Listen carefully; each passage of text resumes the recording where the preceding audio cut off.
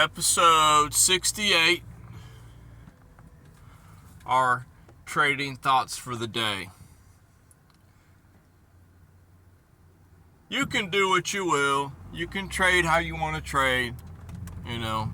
Trading is a personal thing. You don't have a supervisor telling you no, or you're fired if you're not doing it right. If you're not doing it right, then your account balance will kind of dictate that to you. But the 2 points I had on my mind today is point number one about your, PNL and your trading account balance and the truth of, what it really means, whether or not you're a good trader or not. And the whole point of trading is to make money. But when you're starting out anywhere, the time does not matter. This isn't like a college degree where you go to school for 4 years and then you graduate. No, you might graduate in a week, or it might take you a decade to graduate to the next level. But if you keep working and keep learning, you will eventually graduate. But the point about your total trading PNL is a lot of traders, they look down on any other trader that's not making money. That seems weird, but I've encountered that a lot. Not necessarily that they're coming out and saying, "Oh, hey, you suck, you're no good," but just the fact of, "Oh my God, we've got to, what's wrong with you," or ignoring, or, other things like that. They don't want to be associated with a loser per se. And there's nothing wrong with that, I say that, but if you're winning, okay, you want to keep your win streak growing. You don't want to listen to somebody that's not making a lot of money, okay? On the flip side, though, there is a learning process to be done. And I always appreciate people that, give people that haven't been making a lot of money from trading yet, or are still learning how to trade, the time of day. They just give them, they listen to their thoughts, and then they give them what's worked for them and what hasn't worked for them, and maybe some pointers, And those kind of mentors and those kind of people, those are the people that you need to stick around. People that know how to talk with other people, especially on somebody that's not on their level.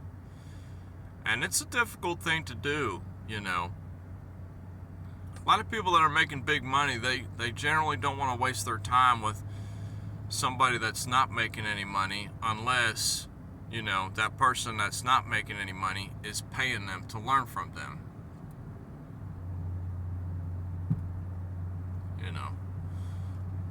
Like a direct mentorship, Well, if you pay for them, then yeah, they'll listen to you. But I'm not talking about a mentor-student relation. I'm talking about just a friend or somebody that you talk with, be it in real life or, online. It's really nice to see some people that really go out of their way to try and help those that haven't made a dollar yet from trading. But I'm getting off track. The point is that if you are still learning trading and getting your game on and putting the grind in, putting the work in, don't let your P&L affect you. It's so hard not to, because that's the key. Is it's so difficult to not focus on the P&L. It is so difficult, because that P&L is the life changer right there, or what you think could be the life changer, when in reality it's your trading that could be the life changer, not your P&L.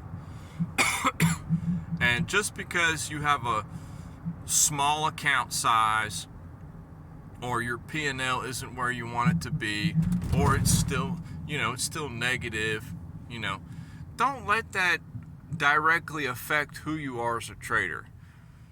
And I'll tell you why. This is just personal opinion. Because just because you have a high positive P&L does not necessarily mean that you are a great trader. Okay? You could just be a gambler. Honestly, straight up. And there's people out there. There's people that they just have the magic touch, and they just enter on a whim and get out on a whim, completely random, no consistency to their game,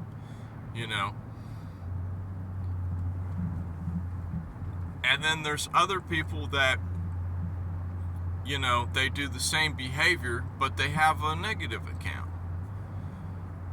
If you are legitimately trying to become a consistent trader and learning what setups work for you best and what fits your style best, and going through learning a lot of the fundamentals and even advanced systems on trading, if you're still losing, or if your P&L is still red, that's not necessarily a bad thing in my opinion, because that's the cost, that is the price that you might have to pay to learn,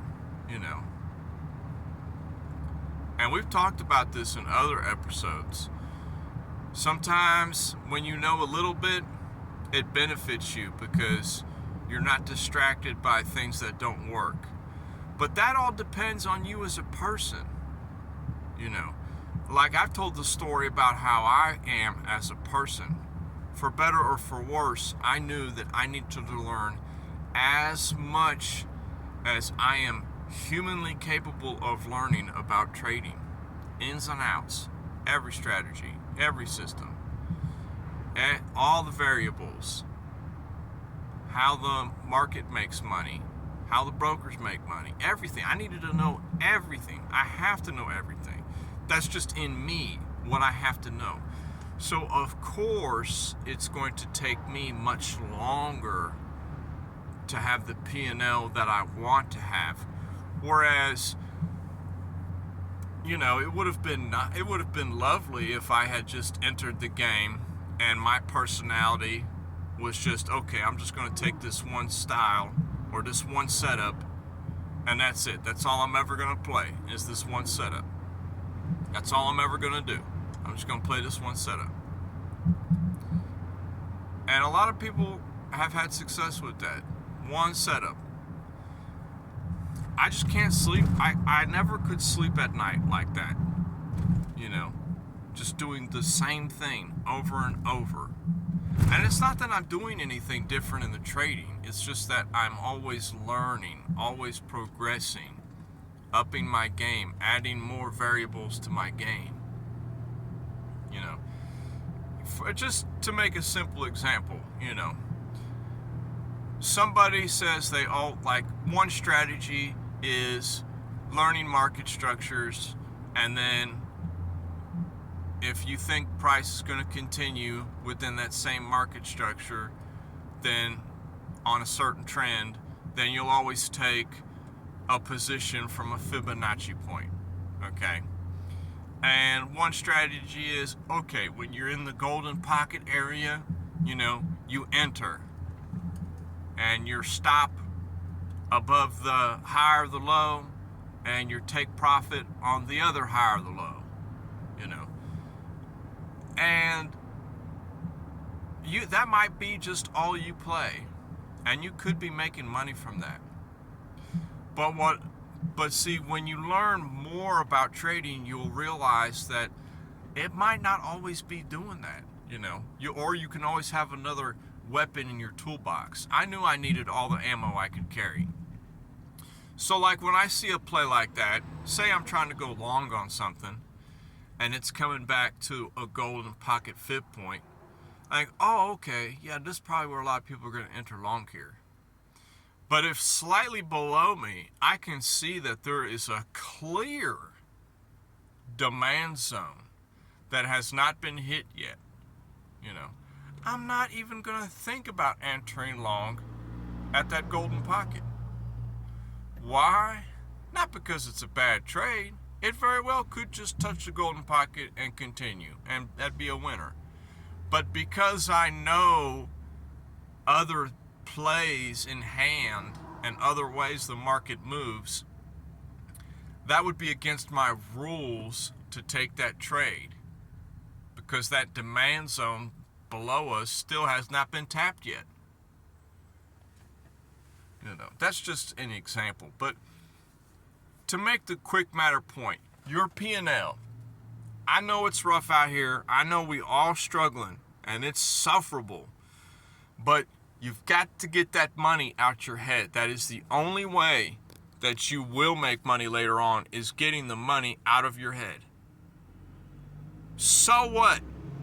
You've lost this much money in your first 2 years, in your first year, in your first 5 years. Who cares? It doesn't matter, because when you do graduate to the next level, you will make all that back very fast, faster than you could possibly imagine. You know, it's ridiculous how fast you'll make all that back. I'm telling you, once you graduate, there's limitless money in the markets. So that was just my point one. It just made me consider, you know, because sometimes you get those inner demons in your mind that say, you know, hey, your total PNL on your trading career is, you know, is still in the red. You know, what's going on, my guy? You've been at this for 3 years. What's happening? What's happening with you, bruh? You know, and it makes you, and those thoughts like that make you think that, oh, I've wasted all these thousands of hours and all this time, and I'm still not where I want to be. You know, you can't think like that. You can't. That's sabotage behavior. You're shooting yourself in the foot. Forget about it. Forget about the past. Forget about your P&L. All right? Just focus on your style and your system and your risk management. Just keep those on point and just keep working it until you find your sweet maneuvers that you can take. You know, you find a certain setup that you be winning from, keep taking it. If on your back testing you've realized, oh man, this one keeps playing out, I'm gonna keep taking this setup. You know, sure, 2 out of every 6 times it fails, but 4 out of 6 times it's making the move, it's making that maneuver. You know, so you add that to your toolbox and you take that maneuver when you see it, that setup when you see it. It just takes time.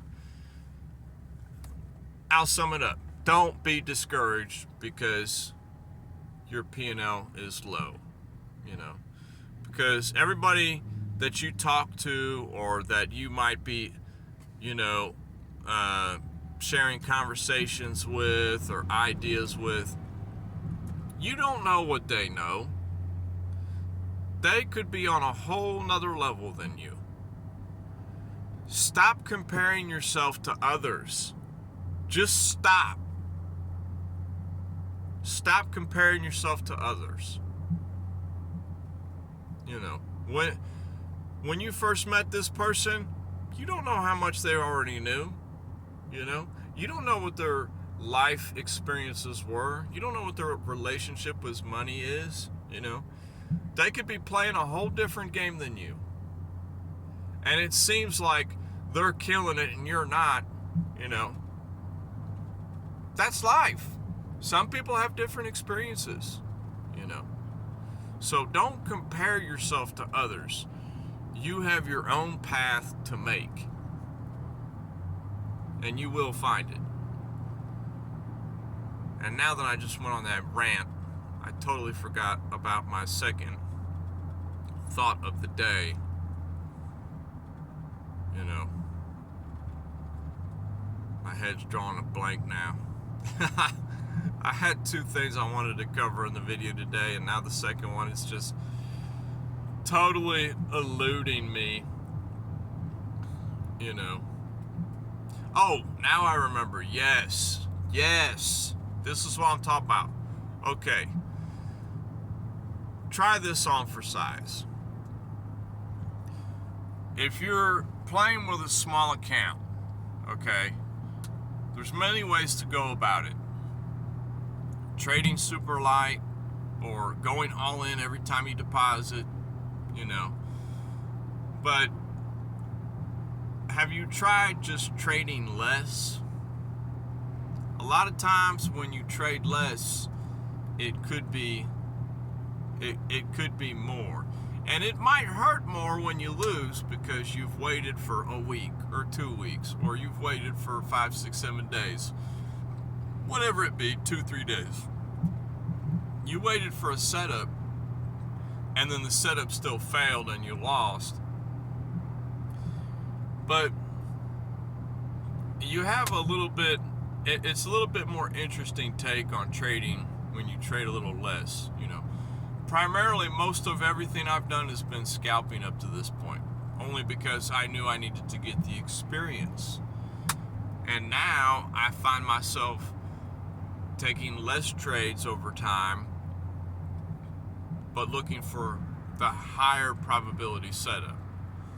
You know, the ones where if it really does fail, whoa, man, they really did do a dirty move. You know, that did fail. So that's kind of what I lean towards more now, you know, trading less. And it happened to me last week. It was unfortunate, very unfortunate, but I have to live with it, you know. And we talked about that in a few episodes ago. We were talking about the pound dollar and how it had gone down to the 1.211 area. Or 1.209 area, yeah. We were down to like the 1.209, 1.208, and I was entering in, you know, with some micro lots. I was getting in because according to my analysis, it was a nice, you know, deep but not too deep retrace, you know, continuation pattern. And on the daily, and we had gotten down there. It was nice. Or no, this is 4-hour time frame. So we got down there, and then I started entering. And finally, it had made a nasty downwick. So I set another inch. I entered another position. So I got like 3 positions on the table.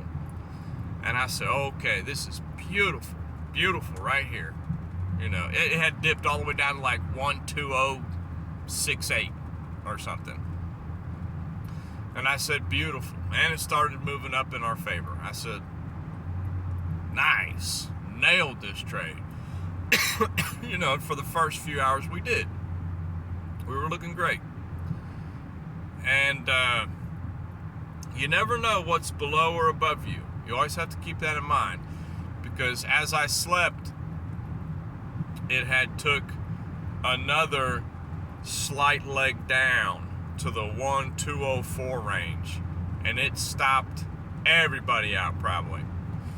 You know, I don't think too many people were going long at a couple of spots I went long at, because there wasn't a lot of consolidation in those areas. It was pretty quick pass-through candles that I entered on. And as I slept, it had gone down to the 1.204. I think my stop was like 1.205.1222 or something, if I remember correctly. So I had a decent stop. I wasn't by nowhere means trying to be perfect on the stop. I gave it a little bit of room to breathe. But it always goes a little further than you expect. And to make the story short, I sleep, my 3 positions are stopped out. I wake up, where do you think price is at? I didn't even look at the market. I woke up, I went to work, after work, where do you think the market was at? It had made the move without me. It had gone to the 122 something range, 123 something range, I think. And that can be so discouraging sometimes when you're right on your setup, you're right on your analysis, you do a pretty good job on your execution. My execution was not bad on that trade. And you just get stopped out. Somebody below you was just bigger than you. That's all there is to it. And I could be mad and upset. I missed the move. No, it's okay.